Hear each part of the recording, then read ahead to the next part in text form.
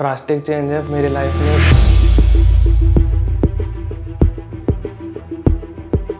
ये सब खत्म हो गए लाइफ चेंज करने में, पर्सनैलिटी चेंज करने में।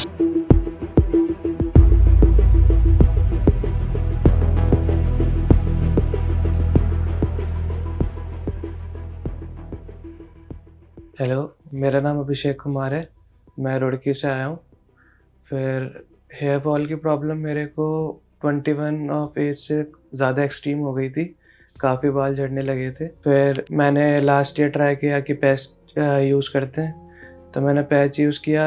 एक्सपीरियंस वो भी ठीक था, बट फिर मुझे लगा कि ट्रांसप्लांट के लिए जाना चाहिए। फिर उसके बाद उसके यूज़ से थोड़ा हेयर फॉल और ज़्यादा हो गया था। तो मेरे को अराउंड 3-4 ईयर्स हो गए हेयर फॉल फेस करते हुए। और फिर मैं थोड़ी रिसर्च भी कर रहा था ट्रांसप्लांट के बारे में, तो मैंने सोचा ट्रांसप्लांट को ट्राई देते हैं। ये हेयर फॉल मेनली मेरा जेनेटिक भी है, और थोड़े ज़्यादा टीन एज में मैंने कॉस्मेटिक प्रोडक्ट भी यूज़ किए थे, कलरिंग वगैरह। उसकी वजह से भी थोड़ा हेयर फॉल अफेक्ट हुआ ज़्यादा मेरा। लास्ट ईयर मैंने 3-4 सेशन हेयर फॉल रोकने के लिए PRP के लिए भी लिए थे। मैंने मेडिकेशन भी ले रखी है, मिनॉक्सिडिल टाइप। उसका अफेक्ट होता है, हेयर फॉल रुक जाता है, बट जैसे सिग्निफिकेंट ग्रोथ चाहिए उसमें बहुत ज़्यादा पेशेंस रखना होता है, और बॉडी टू बॉडी डिपेंड करता है। तो मुझे इतना ज़्यादा रिजल्ट दिखा नहीं था। और मैं हेयर्स को लेके, मतलब हेयर्स ज़्यादा पसंद है मेरे को, तो मैंने सोचा ट्रांसप्लांट पे जाना चाहिए। मेरी टीनेज एज में और जब मैं कॉलेज में था तो नॉर्मल हेयर लाइन थी मेरी, बस टेम्पल्स थोड़े अफेक्टेड थे, ज़्यादा नहीं। काफ़ी सही हेयर ग्रोथ होती थी, डेंस हेयर थे। फिर जब एनवायरनमेंट चेंज हुआ, कंडीशंस चेंज हुई, तो उससे थोड़े ज़्यादा हेयर फॉल फास्ट हो गया मेरा। और शायद बाल लंबे रखने की वजह से भी इफेक्ट हुआ होगा थोड़ा। तो फिर टेम्पल्स पीछे होते गए। फिर around 2 years back front hair line ज़्यादा अफेक्ट होने लगी थी। फिर मैंने पैच मेथड भी ट्राई किया। वैसे तो इतने इश्यूज़ नहीं होते, सही होता है मेथड, बट टेम्परेरी हेयर्स तो टेम्परेरी होते हैं। उसके बाद बट उसका जो ग्लो होता है वो हमारे एग्जिस्टिंग हेयर्स को थोड़ा बहुत तो अफेक्ट करता ही है। जैसे अभी थोड़ी मेरी कंडीशन और ख़राब हो गई है फ्रंट से, तो पैच ऐसे ही है, मतलब ज़्यादा यूज़ केस नहीं है उसका मेरे हिसाब से। तो वो पैच के ग्लो से मेरी हेयर लाइन ज़्यादा अफेक्ट हो गई थी। फ्रंटल एरिया ऑलमोस्ट ओवर ही हो चुका है उसकी वजह से मेरा। ये जो प्रेजेंट कंडीशन है आप देख सकते हैं। हेयर फॉल से मानना है या नहीं मानना चाहिए, बट थोड़ा कॉन्फिडेंस अफेक्ट तो होता ही है। हेयर्स कॉन्फिडेंस बूस्टर होते हैं सबकी लाइफ में। तो जैसे जब मेरा हेयर फॉल होने लगा था, तो जब मैं जॉब के लिए इंटरव्यूज़ वगैरह दे रहा था, पार्टीज़ में जाना होता था, ऑफिस पार्टीज़ में या गैदरिंग में, तो थोड़ा कॉशियस फील लगता था कि हेयर फॉल हो रहा है, अच्छा नहीं दिख पा रहा मैं, ये सब। तो आई थिंक थोड़े हेयर से कॉन्फिडेंस तो अफेक्ट होता ही है। ट्रांसप्लांट प्रोसीजर के लिए QST क्लिनिक मैंने इसलिए ऑप्ट किया क्योंकि सबसे पहले मैं लास्ट 1.5 ईयर से रिसर्च कर रहा हूँ ट्रांसप्लांट के बारे में, कैसे होता है क्या होता है। तो जब मैं रिसर्च कर रहा था, सबसे पहला मेरे को QST को रिकमेंडेशन के थ्रू पता चला यूट्यूब के। मैंने देखा, फिर मैंने और एक्सप्लोर करा, उसके रिव्यूज़ देखे, काफ़ी कॉन्फिडेंस लगा मेरे को इस क्लिनिक में। बाकी मेरे कुछ जानने में 1-2 लोग भी हैं जो यहाँ पे ऑलरेडी करा चुके हैं, उनके रिज़ल्ट काफ़ी ठीक रहे, सैटिस्फाइड रहे वो। तो फिर मेरे को लगा QST is a best option. अब जैसे है तो ये एक सर्जिकल प्रोसेस ही, थोड़ी नर्वसनेस तो रहती है, बट कोई नहीं, माइंडसेट अपना पूरा बना रखा है। और काफ़ी एडवाइसेस भी मिली है मेरे को यहाँ के स्टाफ से, तो इतना तो नर्वसनेस नहीं है, कॉन्फिडेंस है थोड़ा यहाँ को लेके। बाकी हेयर ग्रोथ जो एंड रिज़ल्ट होगा उसके आगे तो ये सब बियर कर ही सकते हैं, इतना प्रोसेस तो कोई इशू नहीं है। तो जब मैंने फर्स्ट टाइम विजिट किया यहाँ पे QST क्लिनिक पे, तो काफ़ी अच्छा एम्बियंस था, एनवायरनमेंट काफ़ी पेशेंस है, कंफर्टिंग एनवायरनमेंट है यहाँ का, हाइजीन टॉप लेवल है यहाँ का। और जब कंसल्ट करते हैं तो पॉइंट टू पॉइंट चीज़ें बताते हैं कि कैसे आगे जाके प्रोसेस होगा, कितने ग्राफ्ट लगेंगे, कितनी प्रिकॉशंस रखनी है, ये सब, और किस चीज़ों की वजह से मेरा हेयर फॉल अफेक्ट हुआ होगा। तो मतलब हर चीज़ क्लियर रहती है यहाँ पे।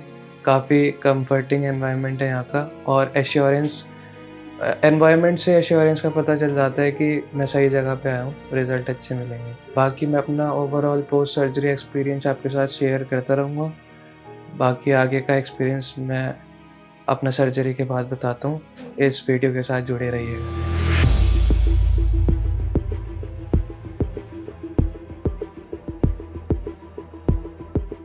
हाय गाइस, मैं अपनी सर्जरी से वापस आ चुका हूँ। तो सर्जरी एक्सपीरियंस तो काफ़ी अच्छा रहा था। 2 डेज़ सर्जरी चली थी।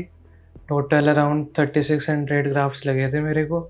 ओटी में शुरुआत में जाके तो सर्जिकल प्रोसेस से थोड़ी नर्वसनेस होती है, बट वहाँ का एनवायरनमेंट काफ़ी कम्फर्टिंग था। कॉन्फिडेंस पूरा आ रखा था सर्जरी के टाइम। कुछ भी मतलब ऐसा डर-वर, जब प्रोसेस स्टार्ट हो गया था, डर पूरा ख़त्म हो चुका था। पता भी नहीं चला क्या हो रहा है। बस ये जब एनेस्थेटिक प्रोसेस होता है ना, एनेस्थीसिया दिया जाता है, उस वो थोड़ा बियर करना होता है, उसके बाद लगता नहीं है सर्जरी हो रही है। मेरी टोटल 2 डेज़ में कंप्लीट हो गई थी सर्जरी, जस्ट अभी-अभी कंप्लीट होके आया हूँ। सो एक्सपीरियंस तो काफ़ी सही है। जो ये मेरे ग्राफ्ट्स लगे थे वो थ्रू क्यूएसटी टेक्निक लगे थे। क्यूएसटी कुछ नहीं, it's a advance version of FUE समझ सकते हैं हम। इसमें क्या होता है, जो जब हमारा डोनर एरिया से ग्राफ्ट्स जो निकलते हैं, उनका लाइफ स्पैन कम रहता है आउटर एनवायरनमेंट में, तो उसमें सक्सेस रेट काफ़ी ज़्यादा रहता है। तो ये टेक्निक काफ़ी ज़्यादा आने वाले टाइम में प्रोडक्टिव हो सकती है। हो ही रही है वैसे। अभी तो मेरा सारे प्रोसीजर हो चुके हैं। अब मैं टाइम टू टाइम मेरे को क्लिनिक विज़िट करना है टू मंथली चेकअप एंड पीआरपीज़, तो उसके साथ ही साथ मैं आपको अपना रिज़ल्ट भी दिखाता रहूँगा। Thanks to the QST team for the good transplant.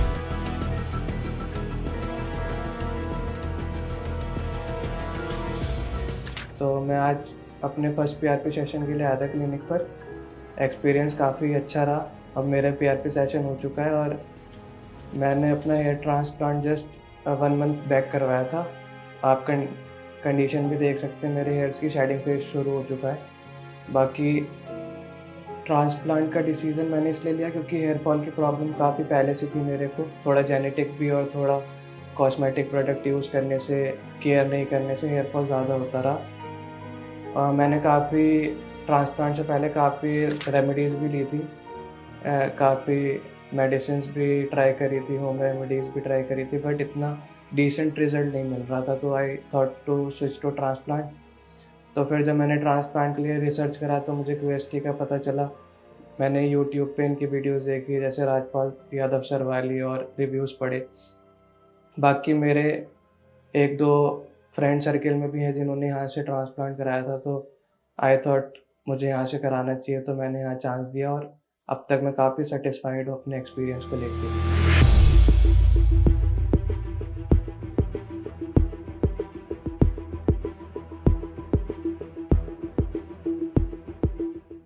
तो अब मेरे को अराउंड 8 मंथ्स हो गए हैं ट्रांसप्लांट को, और मैं यहाँ पे वापस अपनी 8th पीआरपी के लिए यहाँ पे आया हूँ। मार्च से पहले और मार्च के 2-3 मंथ्स के बाद जब मेरे रिज़ल्ट आने शुरू हो गए तो बहुत ड्रास्टिक चेंज है मेरी लाइफ में। There is lot of improvement in my personality. अब लुक्स के इशूज़ नहीं होते काफ़ी।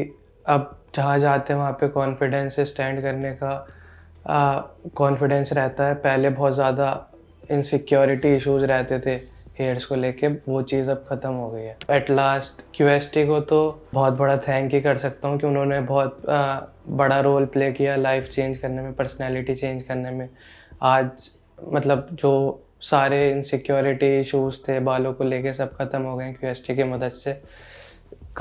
शुरुआत बाल्डनेस की जर्नी से वापस हेयर ग्रो की जर्नी तक क्यूएसटी ने बहुत बढ़िया साथ निभाया।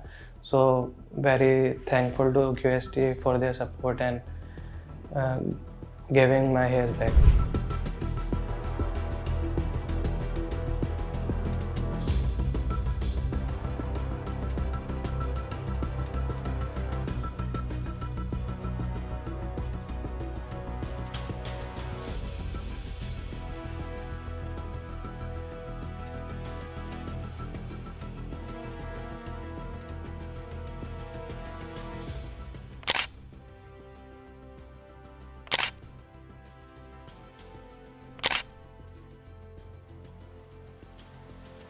Hello friends, if you have not subscribed to our channel yet, please like this video, share and subscribe to our channel, and don't forget to hit the bell icon so that you will get update on every video.